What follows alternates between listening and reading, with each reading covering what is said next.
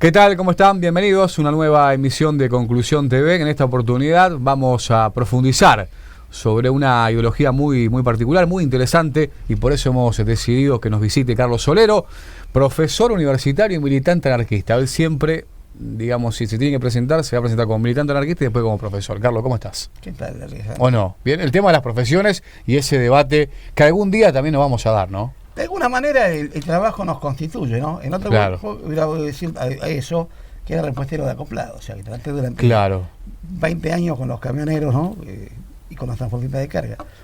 Forma parte de lo que elegimos y lo que no elegimos. En buena medida. Impone también un sistema. Y lo que nos impone el sistema, ¿no? En las relaciones sociales de producción. Bueno, la idea es, obviamente no vamos a profundizar en demasiado sobre el anarquismo porque tenemos muchísimo tiempo para poder expresarnos y la tela para cortar es muy amplia, por eso vamos a generar una charla que por eso te convocamos rápidamente para ponerlos en la coyuntura argentina. El anarquismo en Argentina, ¿no? Como me parece como una piedra basal importante para poder debatir, la aparición del peronismo en el 45, más allá de las luchas y reivindicaciones previas, ¿no? Donde la masa popular o el laburante se identifica con una idea y que hasta el día de hoy sigue siendo masiva, ¿no? Sí, yo creo que lo explicó muy bien un compañero nuestro, Ángel Capelletti, que filósofo y docente también, investigador, militante anarquista, propagandista del anarquismo, quizá uno de los más prolíficos, diría yo, digamos, de la segunda mitad del siglo XX en Argentina, ¿no? Después de lo que fue, digo, de Santiago. Capelletti dice en un escrito, algo que me parece que sigue teniendo vigencia. Digo porque ya murió, el Capelletti murió hace más de 20 años, y él dice que hay tres movimientos de masa en Argentina. El primer movimiento de masa es el anarquismo, que es claramente anticapitalista, antiestatista y revolucionario, y no es nacionalista. El segundo movimiento de masa es el radicalismo irigoyenista, que ya es estatista, nacionalista, es nacionalista claramente, claro, y es, en el mejor de los casos, reformista. Claro. Y el tercero es el peronismo, que es estatista, nacionalista y, digamos más bien, conservador, ni siquiera reformista. Entonces, en buena medida uno puede... No le incluye el socialismo en todo esto.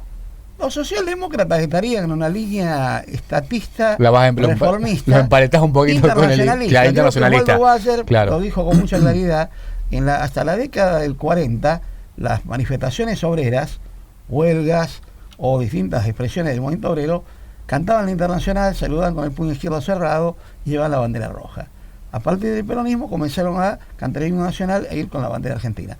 Esto implica un quiebre en el movimiento de masas en Argentina, que bueno, al quedar conjugado con el Estado, necesariamente entra en el reformismo, sea por la vía de la socialdemocracia, o sea por la vía de este fenómeno tan complejo que es el peronismo, que ha tenido interpretaciones diversas, que en realidad no es tan novedoso en América Latina si uno piensa en Getúlio Vargas, o si uno piensa durante la década del 30, durante la llamada década infame, que ya Manuel Fresco iba insinuando la cuestión de sancionar el estatuto del peón de campo y todo lo demás, es decir, tratar de encuadrar a lo que podían ser los movimientos contestatarios.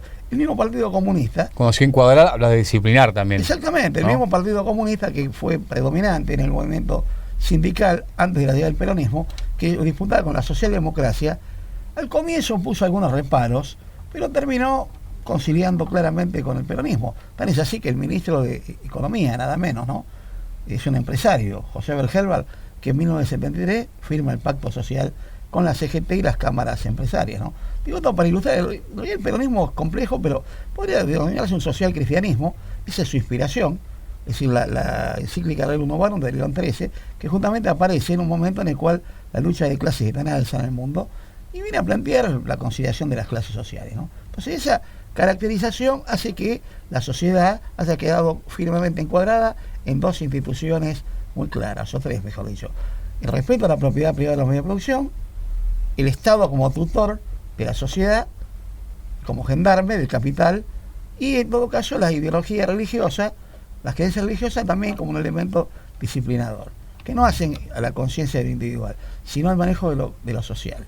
Claro, compañeros y amigos, ¿no?, peronistas me decían que digamos, nada mejor que el peronismo para controlar, digamos, el avance del socialismo y el avance de la ultraderecha o de la extrema derecha. Como que fue una cuestión, digamos, que equilibró en realidad yo no, ambos no bandos. coincido con eso, porque yo creo que el peronismo en sus orígenes tiene gente que viene claramente, Cipriano Reyes o algunos otros dirigentes que vienen de ser socialistas y que después se transforman en verdaderos verdugos de la clase trabajadora. El otro día estábamos viendo en la biblioteca Giraldo el material sobre la matanza Pilagá en 1947, sí. Y el ministro del Interior... Que han encontrado, por otra parte, una anciana todavía viva que puede llegar a abrir, digamos, un encono de investigación en un crimen claramente de lesa humanidad. Pero aparte, fijémonos, ¿no? En ese momento, el ministro del Interior es Sergio Borlenki, que en realidad se llamaba Borlensky, que venía del Partido Socialista y que había sido dirigente de empleados de comercio, ¿no? Entonces, ese Borlensky es ministro del Interior del gobierno de Perón. Claramente, Perón negocia con la Iglesia Católica la imposición de la religión en las escuelas. Y como bien me decía compañero Juvenal Fernández, de una referencia ineludible para el movimiento revolucionario de la región, bueno, algo interesante. Los días domingos están cerrados los comités, pero no las iglesias. Entonces, se había constituido la Unión Democrática, que era un variopinto mosaico ahí, de Unión Cívica Radical, el Partido Socialista, el Partido Comunista, el Partido Conservador, y del otro lado estaba este coronel surgido del golpe del 30 y del golpe del 43, y que en realidad decir que ellos son la tercera posición en el mundo bipolar. ¿Qué sería la tercera posición? Digo en el mundo bipolar que ya tenía al comienzo de la Segunda Guerra Mundial, ¿no? En 1939, la tercera posición era Mussolini, era Hitler, era el eje Roma, Tokio, Berlín. O sea, digo, porque plantearlo así parece que fuera la no alineación con nadie, y recién Argentina... Tercera posición claramente fascista, ¿no? Me estás nombrando, digamos, construcciones. Pero aparte hay una no digo que sino me estás mostrando una tercera posición con Mussolini, con Hitler. Pero es que además esto tiene que ver con mecanismos y dispositivos de disciplinamiento muy claros. Si uno analiza, Mussolini gobernó 22 años Italia. Era un movimiento populista, claramente populista. Era un movimiento nacionalista, claramente nacionalista. Era un movimiento de masa, el fascismo. Era un movimiento de masa. 22 años no estuvo sostenido sobre la fuerza bruta, sino sobre ciertas concesiones que le dio a la clase trabajadora, habiendo reprimido durísimamente a los combatientes, digamos, revolucionarios anticapitalistas. Seguro. Digo esto porque no es un dato menor. Te pones a mirar la carta de laboro de Benito Mussolini y lo que se va a sancionar aquí luego del pacto Perón-Frondizi va a ser la ley de asociaciones profesionales que rige el movimiento sindical hasta ahora. Y una cuestión que más de una vez me habrás escuchado decir, pero que me parece muy importante, Alejandro, es separar lo que es la clase obrera, el movimiento obrero y el movimiento sindical. Para hacerlo la cosa didáctica para la audiencia, para los lectores, estamos hablando de que la clase obrera son los que en la relación social de producción somos los que en la relación social de producción estamos obligados a vender la fuerza de trabajo. El movimiento obrero es esa clase organizada con un objetivo transformador. Y el movimiento sindical son los dirigentes que pueden tener una ideología absolutamente diversa. O sea, bajo el nazismo hubo en Alemania dirigentes sindicales, sí. Bajo el falangismo de Franco, luego de la magna derrota de la Revolución Española, Revolución Libertaria en España, 39 Franco, están los sindicatos, están las cortes, o sea, hay toda una formalidad de institucionalidad. Sí, que trasciende, digamos, el poder de turno. Pues esto es importante verlo, porque la ideología sindicalista en sí tiende a ser reformista, pero aparte se adapta rápidamente a los diversos gobiernos. Seguro. O sea, esto no es una novedad. O sea, cuando se habla del peronismo y de qué encontró Perón en el movimiento sindical, encontró una CGT dividida, pero muy proclive al diálogo con el gobierno. O sea, ya estaba domesticado, el movimiento obrero estaba domesticado prácticamente desde mediados del 30, porque hay cosas que son grotescas, típicas del realismo mágico latinoamericano, como haber hecho un proceso de asociación ilícita contra la FORA, la Federación Obrera Regional Argentina, que nunca tuvo registrada en ningún lugar. O sea, ¿cómo se le declara ilegal o asociación ilícita algo que nunca fue legal, que ni buscó la legalización? Entonces, la CGT nace en 1931, el 27 de septiembre de 1931, fecha que no hay que olvidar, con un manifiesto, una proclama pública de apoyo al gobierno del general Uriburu, inclusive admitiendo la aplicación de la pena de muerte, la ley marcial, que le fue aplicada a Joaquín Penina, aquí en las Barrancas de Saladillo, Joaquín Penina, que le fue aplicada a Sabina de Giovanni, Escarfó, y que después la cárcel era lo que garantizaba el castigo a todo trabajador y trabajadora insumiso, durante toda la década del 30 y la década del 40. O sea, digo esto porque dejar el peronismo, no Perón, el peronismo, digamos, como un movimiento que surge con carácter revolucionario, me parece que es una absoluta equivocación. Seguro. O sea, es estar pensando, así como atribuirle todos los males, a mí me carece de sentido. Yo recuerdo, como decía Juvenal Fernández, pero traigo a colación, me decía Solerito era mi viejo que también era militante, me decía, pues yo era Solerito porque era más chico, ¿no? En esa época era más chico en todo sentido. Claro. Ahora soy más grande en edad y más grande en tamaño. Pero digo esto, decía, hay dos grandes tragedias en la Argentina: el peronismo enfermizo y el antiperonismo enfermizo. O sea, de nada sirve plantear que se está en contra del peronismo o sus variantes, si no es plantear por qué se está en contra. Se está en contra porque se es anticapitalista, pero lo que nos tiene que constituir es nuestro proyecto social de una sociedad distinta, completamente diferente, con otras lógicas. Uno escucha hablar hace un rato informativo que decía los jeques del movimiento kirchnerista, el jefe de la CGT, toda una cosa que era impensada, que en el movimiento obrero había jeques, había jefes, se decretan los paros.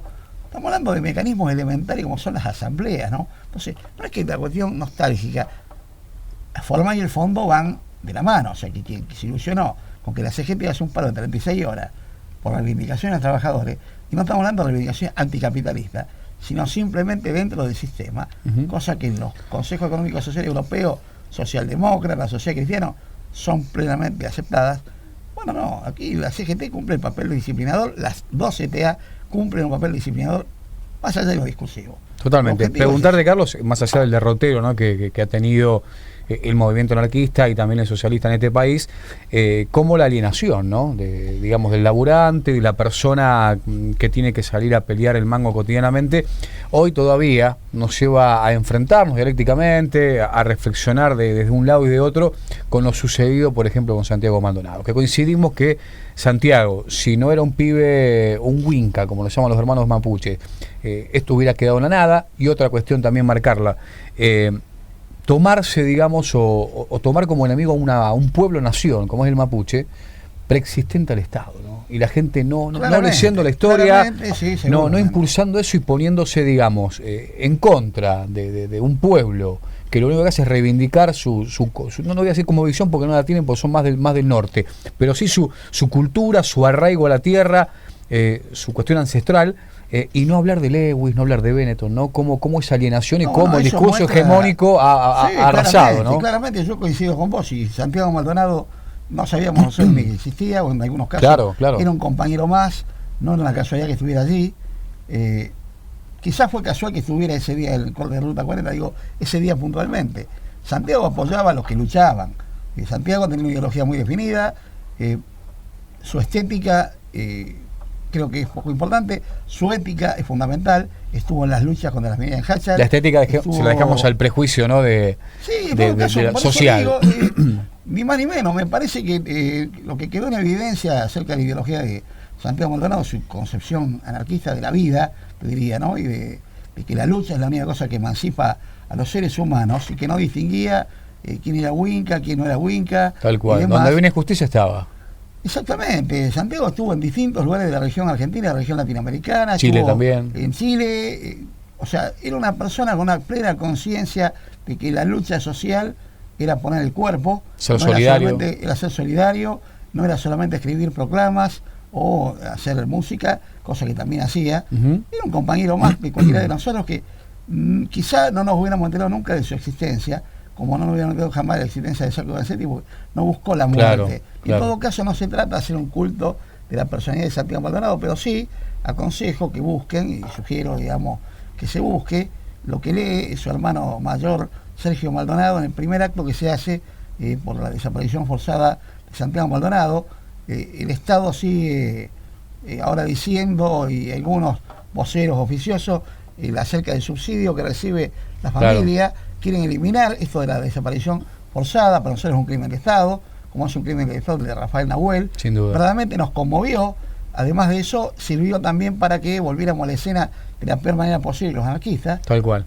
Porque aparecimos, no hay una cuestión de victimizarnos, pero fueron a allanar nuestros locales, fueron detenidos nuestros compañeros, como fueron detenidos también en diciembre nuestros compañeros y gaseados y baleados, la compañera que afortunadamente sigue con su trabajo de bibliotecaria, Ana Luisa Nay Vidal, que uno puede ver esa imagen de la compañera atravesando los gases lacrimógenos. Bueno, no solamente no la doblegaron gaseándola, apaleándola, baleándola, sino que la compañera sigue firme haciendo la tarea periodística también, además del trabajo docente, además de la militancia.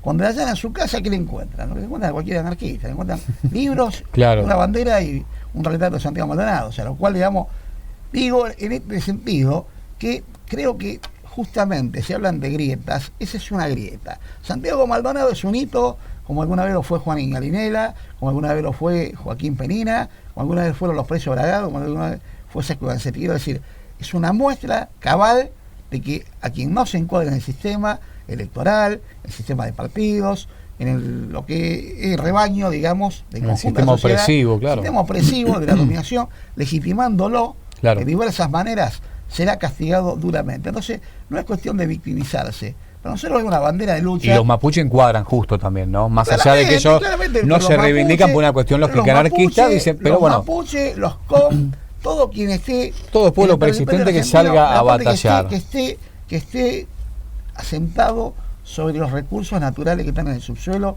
como el litio, como el petróleo, como el gas, como todo lo demás, están verdaderamente condenados. Entonces, esto no es una cuestión de visión apocalíptica. Y del 96, esta parte, la soja, ¿no? El modelo productivo. La cuestión en el nordeste, digamos, ¿no? Hemos visto en Formosa, años atrás, luchando con arco y flecha contra la gendarmería. O sea, esta es una cuestión que va continuada. No es casualidad que conocer el primer mandatario de la nación argentina salga al aliado del ministro de Trabajo y Producción y la ministra de Seguridad. O sea, acá lo que nosotros tenemos que ver, el otro día fue premiado alguien que se camufla como periodista, que desde el diario Clarín Andrade soltó una campaña, efectivamente, sí, Fopea, fue premiado por Fopea. Sujeto ha sido premiado por Fopea justamente con su campaña de encubrimiento, de difamación y de todo lo demás. Yo también quería retomar lo de diciembre del año pasado, donde el compañero Diego Parodi estuvo encarcelado en Marcos Paz durante más de 6 meses, otros compañeros lo tienen encarcelado. O sea, acá no estamos diciendo que la lucha social y política no implique riesgos, sino que estamos diciendo que frente a eso, la indiferencia de la mayor parte de la sociedad argentina en su conjunto, que tiene lo que se llama un consenso por apatía, es decir, esta indolencia frente al sufrimiento ajeno, que yo creo que es preideológica. Quiero decir, tiene que ver con una cuestión de sensibilidad. Sin duda, de empatía. ¿Hay presos políticos y presos sociales? Para nosotros todos los presos son presos políticos y sociales. Los anarquistas podemos jactarnos de que nunca hicimos una diferencia en ese sentido. Porque presos políticos se pueden ser ¿movimientos de izquierda sí? Si se consideran así. No, digo porque por ahí para mí alguien que está detenido, han perdido la libertad también en diciembre, y yo entiendo que por ahí para el movimiento anarquista, como Ruiz, que le tiraron el código penal encima, o como el muchacho Romero, que ha sido estigmatizado por totalmente, todos $1 millón de pesos por su cabeza. Pero en medio de una protesta social, nadie arroja pétalos de flores. Digo esto para que lo veamos con toda claridad. De un ajuste tremendo a los jubilados. Pero cuando el otro día se discutía el presupuesto en la Cámara de Diputados, el día antes había informes donde se veían claramente las imágenes de los volquetes. Y yo creo que cuando hay opresión, está legítimamente habilitada toda persona a expresar su disenso de diversas maneras. Pero digo, también hay que tener cuidado con lo que son los montajes, no solo montajes mediáticos, montajes reales. Infiltrados va a haber siempre. Otra cosa es que el luchador social se manifieste y se exprese. Los cambios sociales nunca se hicieron con plumas de ganso en la mano. Seguro. No digo esto para que quede claro. Se condena, obviamente, en un estado ya conformado, la violencia reactiva siempre, ¿no? Claramente, pues además eso es motivo también de... Yo lo escribí, lo firmé con mi nombre, mucha gente se enojó cuando dije, habla de violencia, la ministra de Seguridad perteneció a una organización que hizo de la muerte su divisa. Y no me voy a desdecir, y lo reitero, no la voy a nombrar porque no corresponde, todos sabemos de quién estamos hablando, Perón o muerte. Es una consigna muy clara, que me recuerda mucho a Viva la Muerte de los falangistas. Por eso digo, el movimiento que creó José Antonio Primo Rivera, abogado laboralista en España, era un civil, el hijo del dictador Miguel Primo Rivera, pero era Movimiento Nacional Sindicalista, así se llamaba la falange, ¿no? La falange de la JONS. Juntas Ofensivas Nacionales Sindicalistas. Digo esto para decirlo con todas las letras. Yo quisiera leer un párrafo acá en mi breve periódico La Oveja Negra. Sí, señor, muéstrelo, ahí de está. la biblioteca Alberto Giraldo, que me parece sintetiza en buena medida Dale. esto que estamos dialogando, dice el editorial de La Oveja. O sea, algo de elaboración colectiva y asumido colectivamente, ¿no? Más mérito de mis compañeras y compañeros jóvenes que de mí, que soy veterano. Si abandonamos la dimensión emancipatoria y transformadora de la lucha, su proyectualidad, los explotados vamos a seguir protestando contra lo que nos daña y nos mata una y otra vez, como el destino de Sísifo, en la mitología griega, condenado por los dioses a empujar una piedra gigante montaña arriba, solo para que vuelva a caer y tener que llevarla nuevamente hasta la cumbre de manera indefinida. En buena medida se está requiriendo del Estado, además se está requiriendo del Estado lo que el Estado no está dispuesto a dar. O sea, esta cuestión... La matriz represiva es inamovible en el Estado. Pero además hay otra cosa. Es una política clave. Pueden dar planes, pueden dar subsidios, pueden dar lo que quieran, pero todo eso son paliativos para mantener sujeta a la masa, de manera que se calma. No por casualidad están haciendo las alianzas que están haciendo con las distintas iglesias pentecostales, pastores electrónicos y parte de la jerarquía eclesiástica católica, más allá de los decires. Hay excepciones como algunos curas de Opción por los Pobres y demás, que hay gente que merece respeto no por su investidura canónica, sino en todo caso por su actitud frente a la vida, que los ha habido siempre, no por casualidad. Asesinaron a las monjas francesas entregadas por Alfredo Astiz, o en su momento los curas Palotino, o en su momento Angelelli, ¿no? O Ponce de León, o el cura Mujica, efectivamente.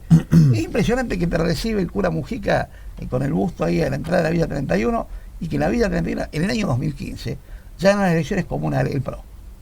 Digo esto porque es muy llamativo, y en la Villa 31 sigue ganando el PRO. O sea, digo, este es un dato no menor. Aquí hay un señor joven que salió de la Universidad Católica, y ya ni me acuerdo muy bien su nombre, rubiacito, que anda por ahí dando vuelta, que ganó en todos los barrios de Rosario de las elecciones, menos en Empalme de Graneros. O sea que digo, el que apuesta a las elecciones pierde, digamos, en el sentido que si alguien se piensa por fuera de este sistema, en el sentido de impugnar el sistema, y va a elecciones, absolutamente está legitimando claramente toda una dominación burguesa que tiene una ideología muy refinada en algunas cosas, porque la figura de los obreros revolucionarios nada tiene que ver con la del consumidor. Hoy el disciplinamiento en buena medida viene por ese disciplinamiento. El otro día alguien recordaba, ¿no? Osvaldo Bayer lo había dicho muchas veces, cuando se aplica la ley de residencia en época Roca, los que son deportados son los varones. Sin duda. Para desmembrar las familias, con todo lo que eso implica. Entonces, en buena medida, decía Osvaldo Bayer, bueno, era para que la mujer le dijera: no te metas en las luchas, porque fíjate cómo terminamos. Y la mujer prácticamente condenada a la servidumbre, ¿no? Porque no quedaba expuesta, digamos, claramente, a ser sostén de una familia desmembrada. Esto era así. Lo que tenemos que pensar es por cómo logran ese consenso por apatía. Yo no creo que a nadie le ponen una 9 milímetros en la cabeza para que vaya y deposite un voto a quien quiera que sea. Acá no ha habido un golpe de Por eso Estado, aparecen los Bolsonaro, por eso aparecen los Macri, digamos, ¿no? pero porque en la sociedad hay lo que se llama un fascismo societal, que trasciende lo que diríamos conscientemente se declara fascista. No, pero ha habido linchamientos en esta ciudad. Esos linchamientos fueron legitimados por los vecinos. Seguro. Con el silencio, con la acción, con la complicidad, claro. O sea, el que saca la basura a la hora que la tiene que sacar, el que acaricia la cabeza de los niños, también es un monstruo a veces que se presta a esto del linchamiento, y no mediático, linchamiento material, la cobardía. Yo me he criado en un barrio, que es el barrio de Tiro Suizo, donde había ciertos códigos que eran muy claros. El código era: cuando dos le pegan a uno son unos cobardes, con los pibes no te metés, con los viejos no te metas. Digo, gente simple, gente casi letrada, que iba al Churrasco Club, que existe todavía, que allá en el pasaje Salamanca entre Mitre y Sarmiento, pero que manejaba esos códigos. Entonces, en buena medida, nosotros podemos ver el nivel de alienación, claramente, en lo que vos decías, cuando quien sale a pelear es directamente estigmatizado, como pasa en este caso con las estudiantes y los estudiantes de la escuela de Nigelia Soria, que están dando un ejemplo. Sí, un ejemplo. Están dando un ejemplo dentro del sistema educativo público, laico, gratuito, que paga el conjunto de la sociedad. Es decir, nosotros queremos otra concepción pedagógica, queremos una escuela donde el que va se sienta identificado con lo que está haciendo. no que haya una cuestión de sorteo o un examen eliminatorio. Fijémonos que hay un ejemplo de esto bastante interesante de resistencia, de autoorganización de jóvenes, digo, en medio de la indolencia, del consumismo y demás. Me parece muy interesante porque el tema tiene un discurso propio, un discurso consistente. Y no es una concepción elitista, es realmente que se puede estudiar. Seguro. Y que eso que se estudia tenga sentido. O sea, que la vida tenga sentido finalmente, porque esa es una de las cuestiones. La mayor parte de las que cosas el paso que por esto tenga un sentido, ¿no? Que el paso por la vida tenga un sentido. Nosotros si autómatas. luchamos, como bien decíamos antes, luchamos como seres humanos, no como anarquistas, como mapuche, como lo que quiera que como sea. Como sujetos libres que buscan la emancipación, como sí, lo que trajimos de la cuna, digamos. Y sí, bueno, el famoso miedo a la libertad de plantear el informe. Claro. Digo famoso, pero que hoy por hoy es identificación con el líder, con la masa, con esperar a ver el ídolo también. El ídolo, bueno, el ídolo de turno, que son referentes sociales realmente complicados. Lo que vos antes decías de los presos políticos, presos sociales, estuvimos en la unidad 6 hace 2 o 3 semanas atrás, dialogando con los internos acerca de distintas cuestiones, también sobre el anarquismo, y vimos gente que está privada de su libertad en la peor de las condiciones, pero que tiene, algunos de ellos, la expectativa de que, bueno, la vida puede ser algo distinto, que el hecho de ver, a ver cómo arrebato algo, o cómo me arrebata la vida, porque estamos hablando de situaciones extremas. Pero uno no puede dejar de pensar, si no es como dice Agamben, que vivimos en un gran universo concentracionario. Yo sé que este mensaje puede sonar desesperanzador, eso es lo que quise decir. Sí, se entiende. Pero bueno, en todo caso, nunca esté triste la verdad, lo que no tiene remedio, y nosotros seguiremos en las calles, seguiremos viendo el cuerpo, seguiremos recordando el vil asesinato mano del Estado de Rafael Nahuel, el joven mapuche que estaba tratando justamente se va a cumplir un año, todavía no hay novedad. El albatros, que sabemos quién es el albatros todo, pero todavía no pasa. Bueno, pero es que el Estado, lo hemos dicho cantidad de veces, nunca castiga a su verdugo. Ahora los premia. Siempre los premia, absolutamente los premia. Nos cruzamos una vez, me dijiste que hay tanto anarquismo como anarquistas. Parafraseando, sí, yo también. Yo, una concepción mía, más allá de lo particular y subjetivo, tiene que ver y está ligado a la libertad pura y exclusiva cuando uno nace, después toda la cuestión dogmática que se nos empieza a imponer con el paso del tiempo, ¿no? Sí, y después un sistema opresor que lógicamente atenta y aliena de todos los flancos. ¿Debe no ser sectario el anarquismo? Según Osvaldo Mayer, puede ser de todo menos sectario el anarquismo. En esto de las luchas, en esta lucha voy a participar, en esta no, porque esto es reformismo, hablando, por ejemplo, del tema de la legalización del aborto, como para nombrar algunas. Nosotros luchamos por la libertad de los seres humanos. Lo que no estamos convencidos para nada es que la libertad de los seres humanos esté garantizada por una ley. O por un parlamento, claro. O por un parlamento. O sea, creo que en todo caso es importante discutir por qué se apropian de los cuerpos en todo sentido y son explotados esos cuerpos. Respecto, por ejemplo, a esto que vos estás planteando, creo que la marea verde esta ha sido muy importante, pero que llegue al punto muerto de plantear como revolucionaria la utilización del lenguaje inclusivo. Y ni más ni menos que eso. Pero bueno, puede usar el lenguaje inclusivo a alguien que explota a otra mujer, una mujer que explota a otra mujer, porque hay relaciones sociales de producción. En cuanto al sectarismo, no. Si por sectarismo se entiende el tener convicciones firmes y encontrarse con las personas que tienen deseo de luchar más allá de las etiquetas, evidentemente no tenemos que ser sectarios. Tampoco tenemos que embarcarnos en la primera que venga y, como decía un compañero, ser marchosos. O sea, hay una marcha, tenemos que ir porque hay una marcha. O el luchismo. O el luchismo, el mero activismo. Claro, yo creo que estuvo por aquí un filósofo italiano, militante social además, Franco Bifo Berardi, que merece la pena ser leído, merece la pena ser escuchado, merece la pena que nos tomemos el tiempo de reflexión para ver qué nos aporta. Digo, porque en realidad no es para tomarlo como un referente, simplemente una lectura que viene a cuento. El otro día lo escuchaba en una entrevista televisiva donde decía, hay mucho ruido y hay poco silencio. Entonces uno le llama la atención de parte de un activista que ha hecho radio pirata, televisión pirata, comunicación alternativa, que hable del silencio. Y está hablando de un silencio que no es silencio cómplice con el sistema, sino del silencio necesario para el momento de la reflexión. Estamos sosteniendo un diálogo que no fue preconcebido, que no fue formateado, donde yo te escucho a vos y vos me escuchás a mí, y necesitamos de tomarnos un minutos o segundos como para reflexionar qué cosa decimos acerca de qué. Porque lo que nos importa no es el efectismo. Y cierto tipo de cuestiones merecen reflexión. Es verdad que hay una contaminación sonora. hay consignas. La mayor parte de las cosas son consignas, no son propuestas, no son interpelaciones, por decirlo de alguna manera, que nos lleven a decir, bueno, ¿y esto cómo es? O sea, no tenemos la solución a todos los problemas, ni mucho menos. Sí hay cosas que son inmediatas y contra toda injusticia que se cometa contra cualquier ser humano, saldremos seguro. a luchar. Pero seguro. luego hay luchas que creo que vienen bastante arrevesadas. Por ejemplo, toda la discusión en torno al tema de la prostitución. Y así eso es trabajo o no es trabajo. Bueno, me parece que ahí lo que no se está teniendo en cuenta es que el hecho de sindicalizar a las llamadas trabajadoras sexuales, contra quienes no tenemos absolutamente nada, son mujeres que son explotadas por un sistema perverso. Pero sindicalizarlas lo único que va a hacer es perpetuarlas dentro de la estructura de explotación. Y darle la jerarquía seguramente a un proxeneta que no sepamos ni siquiera quién es, también, ¿no?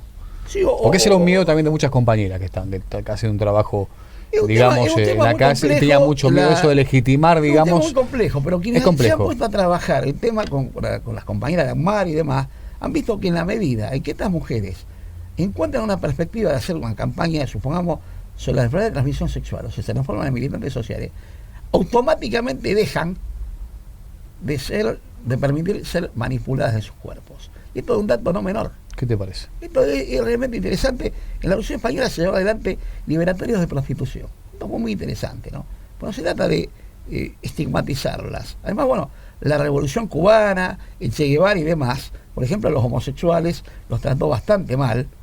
El Che Guevara regenteó campos de concentración de homosexuales. Digo esto porque se ve una imagen de Che Guevara de alguien que era impoluto, que siempre tuvo claras las ideas y demás.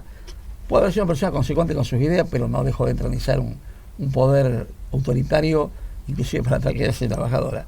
Digo esto porque no se diferencia mucho de lo que hace el capitalismo, claro, en ese sentido. Carlito, seguimos charlando después, en otra emisión, ¿te parece? Porque va a quedar muy... Por supuesto. No va a quedar poco tiempo, y la verdad que, como decíamos en el arranque, esto es muy amplio.